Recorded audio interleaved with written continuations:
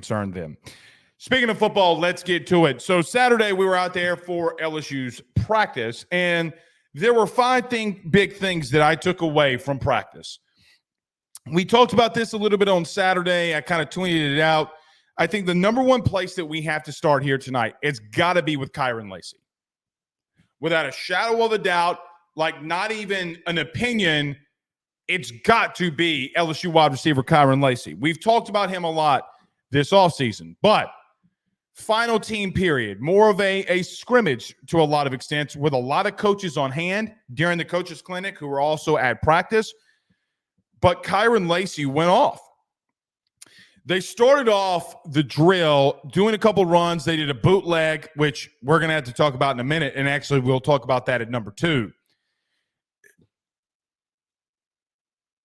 They started off with a bootleg, hit Mason Taylor, then they had to go to a check down to Caleb Jackson. But these next 3 plays that we'll talk about that were ran by LSU offensively was the Kyren Lacy highlight film. The first pass by Nussmeier was into double coverage on a hitch route that Kyren Lacy dove for and made the catch. Absolutely ridiculous catch considering it was way, way far to his right. Nuss was under what I think he felt was a little bit of pressure, but he was not. Kyren Lacy dives for it, comes up with the reception, and they get a first down. The second one was an in route. So Kyren Lacy in a bunch formation. So they went under center and ironically looked a little bit in 12 personnel like what you would see with the Los Angeles Rams. You had 2 tight ends off the line of scrimmage, and then right next to them on the line of scrimmage, like literally a yard away from them on the line of scrimmage, was both wide receivers. Kyren Lacy ran an in route, and he had to dive again, ball behind him, low, to make the catch, and he did. Then the very next play was one that I think that I will be talking about a lot if he continues to do this, was Kyren Lacy running another hitch on the far left boundary, going up into double coverage and mossing P.J. Woodland and Jordan Gilbert, coming down with the catch, breaking both of their tackles and running for 35-plus for a touchdown. For me, there's nobody who has stood out like that. And by the way, anytime Nuss is flustered, he's going to number 2. He is going to find Kyren. On the hitch route into double coverage that Kyren scored on, got to give a lot of credit to old Braden Swinson getting a pressure on him off of Emory Jones and getting right into the face of Garrett Nussmeier. Legitimately, Garrett said, F it, number 2 down there somewhere, and sure as hell he was. Goes up 2 hands, makes the catch, comes down in double coverage, breaks both tackles, and goes to the hizzy. Actually, Jacoby and Guillory on the very play before that gets a little bit of pressure inside the pocket. And Nuss, who could not have seen where Kyren was because he's got literally Jacoby and Guillory and Miles Frazier in his face, just throws it at will to Kyren for a first down. I really, really hope that what we have seen, so we've had 2 full Saturdays of practice, multiple times inside of that as well, along with a bunch of 7-on-7s and other drills as well. I have not seen Kyren Lacy have a drop. I have not seen Kyren Lacy get out physicaled or a DB all over him. His route running has improved. He, by far, has been the most impressive human being on that field, and it's not even a question. Can that translate now? I mean, look, you're in your last week of spring. Can that translate through the summer? Can that translate into the season? You got a long way to the season, and we'll have a conversation again about him because we'll do the same exact thing. And this is just like a preseason of the conversations that you and I will have in reference to what we'll see in August from this team when we're out there for fall camp. The drops have been the biggest thing for me. Guys, maybe I have missed it, and that's very easily that I have. But I think you can ask me, you can ask anybody a part of the media corps that even if you trust more than me, hey, how many times have you seen Kyren Lacy dropping passes when it mattered? Oh, you haven't. Okay, sounds good. The kid's, I think the kid's going to be special. Number two, I asked Brian Kelly about the radio and the helmets on Saturday. And I try to phrase it in a way if he would bring up anything philosophically. And the reason that I asked about the radio and the helmets and his philosophy was this. And in case you didn't see it, go listen to the press conference on LSU's YouTube channel. They're going under center a lot, and now it's become a staple of their offense. What are they doing? Guys, they're going 12 personnel. They're going 4 wide under center. Anything and everything that you can think that they would do in a pro-style under center offense, they are doing. They are running inside zone. They are running outside zone.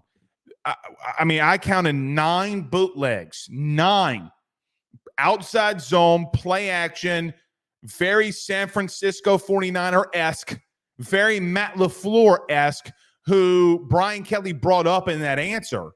When they go a quick huddle on first down and they do an outside zone, back-to-back plays from Caleb Jackson, and he gets a first down, the very, very next play, they're going boot action. And it has not been covered once. I have not seen once when they have gone into a boot coverage or a boot play that it's been stopped by this defense. I think 2 things are a part of that. I think that this defense, personnel-wise, has had some issues at times. I think the big thing is these players have never seen this pro-style type of stuff, and it has excelled because Mason Taylor's gotten one. C.J. Daniels got a couple comeback and hitch routes that he had run on those boots. It has legitimately been a philosophy change. Now, let me back up, because you hear that and you say to yourself, oh, shit, Brian Kelly, Notre Dame's here. Not even remotely close. I'm talking about 7, 8, 9 plays in one team scrimmage period of the 45 that they ran when we were out there. They were in shotgun a lot. They ran a lot of football out of shotgun a lot. They did play action. They ran hitch routes. They ran quick sticks. A lot of air raid principles. Getting the ball out quick, getting playmakers the ball. Xavier Thomas had an absolutely ridiculous catch on a stick route where he goes up with his left hand, comes down with it, breaks a tackle, gets another 7 yards, and it's an automatic first down. They have looked at times sharp. Now, let me say this. I was really happy and really surprised by what I saw from this defense on Saturday. Did they get beat at times? 1,000%. Did they get beat majority of the time? Yeah, they did. 100%. But man, that D-line, let me not say the D-line. The edge guys, what's up though? Brayton Swinson got a sack on Will Campbell. Parashan got a sack off of Borderline on the second team. You had 3 pressures to start a drive off. Jacoby and Guillory calls one of them. Got to admit, they were kind of getting after it a little bit. And Nuss has struggled when he's gotten into the red zone this spring. Let me address that.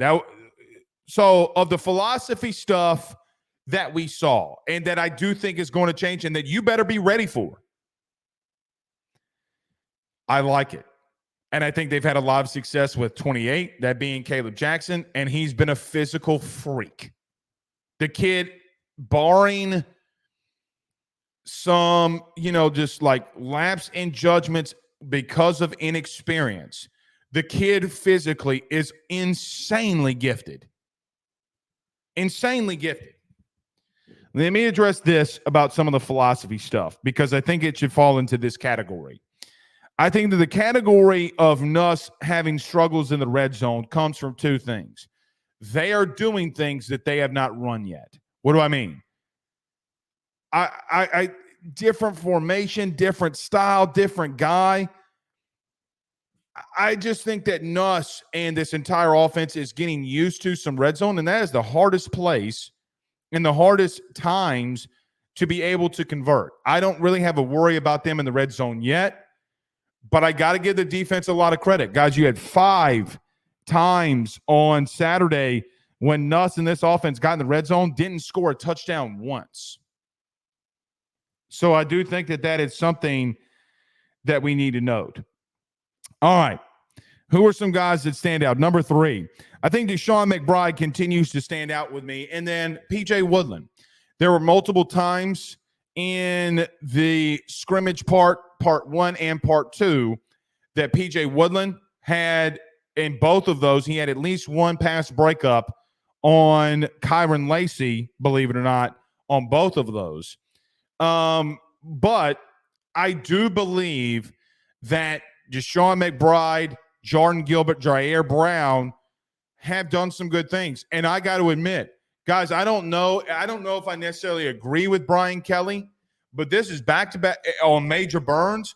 This is back-to-back times where I have legitimately seen Major Burns be in that star position and make plays. Guys, they're not playing two-hand touch.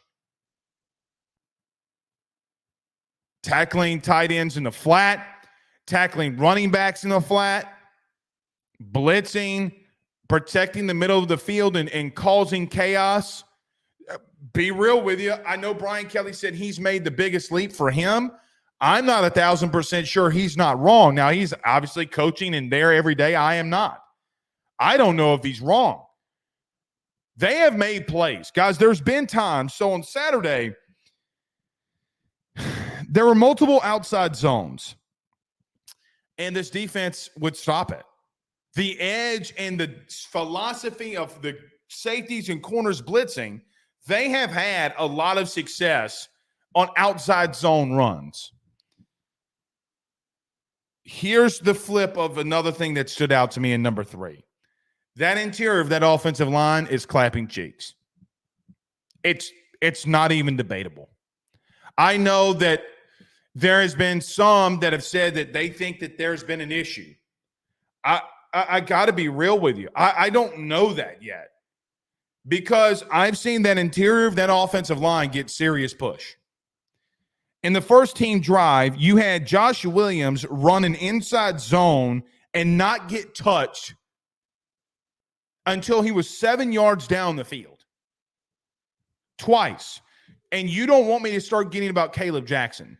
So what stood out in this part 3 here, I think the interior of this offensive line has looked pretty good against this D-line. Now, how will they translate and get better from last year? We'll have to wait and see. Number 4, and I guess I could put number 5 in here as well before Carter Bryant joins us.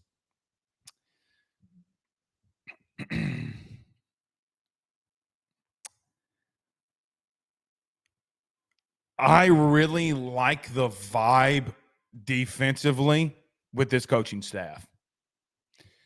I don't know if it's going to translate into them being a better overall defense, even though I think that they will, just based off of just philosophy and personnel and DC. I got to be real with you. I don't think Harold Perkins has been coached like this yet. And there were multiple times that Perk would mess up, and Blake Baker was right there with him. Literally would run on the field, correct him, and even during the practice, guys, Perk got better. Perk got better against a very talented offensive line. Very, very talented offensive line. They moved him around. There were times he came off the edge. There were a couple times that he blitzed in the interior. What they're doing and the things that they're calling is giving this defense more energy and more pride. Let me give an example. You heard earlier I talked about Braden Swenson's sack. Perk came up the middle in the blitz, and there was it looked like a stunt in a lot of ways because Perk was on the outside. He came inside, and then Swenson was able to beat Will Campbell on the outside for what would have been a sack. They used Perk as a decoy in a blitzing scheme so that Braden Swenson could get a sack. When have you ever seen LSU last year do twists, stunts, this from a basic principle, out scheme? It's what happened a couple times on Saturday. I like that you have a new, how do I just want to say it? I'm going to use the one word that I hate using. I think you have a new culture. And I think it's already shown. And I think it's prevailed for you. Number 5, we have a very big issue, if you have not noticed, in the interior of the defensive line. Reason I put it at 5 is mainly due to the fact I talked about this ad nauseum, and you don't need to hear from me again on it. Guys, they're getting absolutely abused. I know that Brian Kelly said that Jacoby and Guillory has done great. Up for debate with me. But he also said in that comment, we got to go get another, and he ain't lying. Guys, Kimo Makanole, the offensive line conversion, is running with the first team right now. It's not good. It's not been good, guys. They've been getting patty smacked. Do you understand what I'm telling you? This keeps me up at night. I 1,000%. So I'm not going to continue to bore you, but the average yard per carry, and I did the math on this based off of what I saw. The average yard per carry on Saturday in inside zone was 9.7 yards.